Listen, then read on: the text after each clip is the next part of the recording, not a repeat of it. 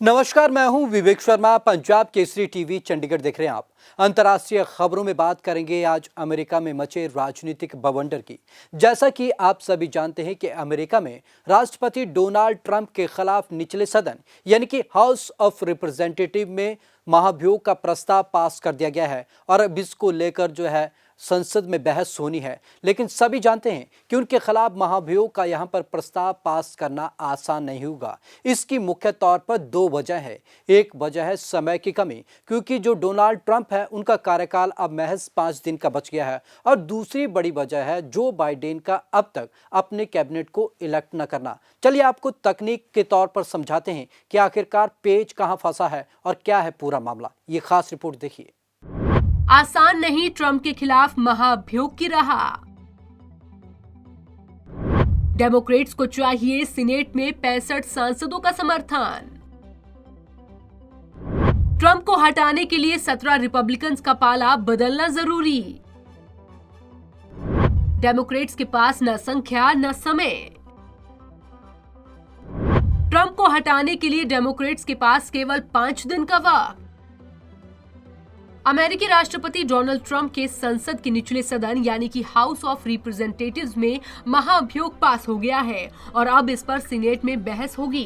Democrats हर हाल में Trump को कार्यकाल खत्म होने से पहले उनके पद से हटाना चाहते हैं, लेकिन ये उतना भी आसान नहीं है जितना कि बाहर से नजर आ रहा है। ये बात अमेरिकी संसद भी जानती है। कुछ रिपब्लिकन सांसदों ने हाउस ऑफ रिप्रेजेंटेटिव्स में महाअभियोग प्रस्ताव का समर्थन किया, लेकिन वो जानते हैं कि सीनेट में इसे कामयाबी मिलना बहुत मुश्किल है। इन दो वजहों से है मुश्किल। ट्रंप के खिलाफ महाअभियोग चलाने की राह मुश्किल होने की दो वजह है। पहली वजह वक्त की कमी, क्योंकि ट्रंप अब सिर्फ 5 दिन कुर्सी पर रहेंगे। दूसरी वजह है प्रेसिडेंट इलेक्ट जो बाइडेन की नई कैबिनेट का गठन।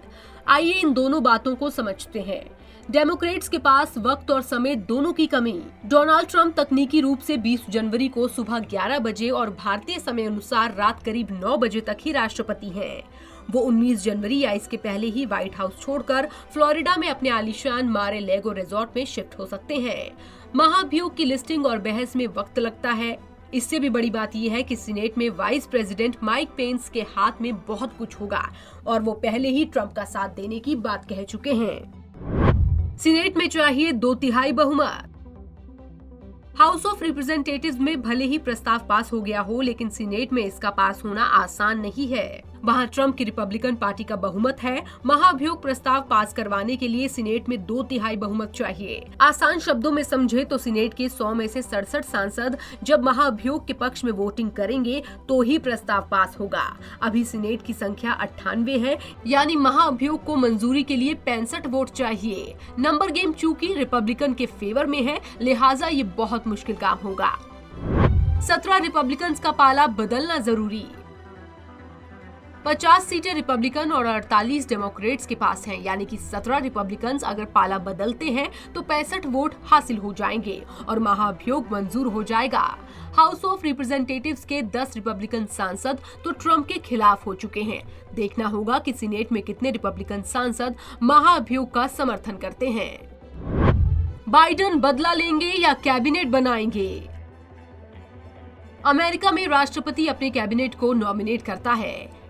इनके नामों पर संसद ही मोहर लगाती है और इसके लिए गहन जांच की जाती है। नॉमिनेट्स के बारे में इंटेलिजेंस रिपोर्ट्स का भी बारीकी से अध्ययन किया जाता है। बाइडेन पहले ही कैबिनेट मेंबर्स के नाम सिलेक्ट करने में देरी कर चुके हैं, इसके लिए उनकी आलोचना भी हुई है। अब वो नहीं चाहेंगे कि सीनेट उनकी कैबिनेट को अप्रूवल देने में देरी लगाए, लिहाजा वो ट्रंप पर ट्रायल की बजाय कैबिनेट के अप्रूवल को तवज्जो देंगे। जो बाइडेन की अपने कैबिनेट को अप्रूवल में देरी को लेकर पहले ही फजीहत हो चुकी है, इसलिए जो बाइडेन नहीं चाहेंगे कि उन्हें एक बार फिर इस मसले पर फजीहत सहनी पड़े। उनकी पुरजोर कोशिश रहेगी कि वह कैबिनेट को लेकर अप्रूवल ले लें, जबकि जो डोनाल्ड ट्रंप है उनके खिलाफ महाअभियोग को उनकी तरजीह उतनी नहीं रहेगी। तो चलिए आज की इस खास रिपोर्ट में बस इतना ही। विवेक शर्मा को दीजिए इजाजत। नमस्कार।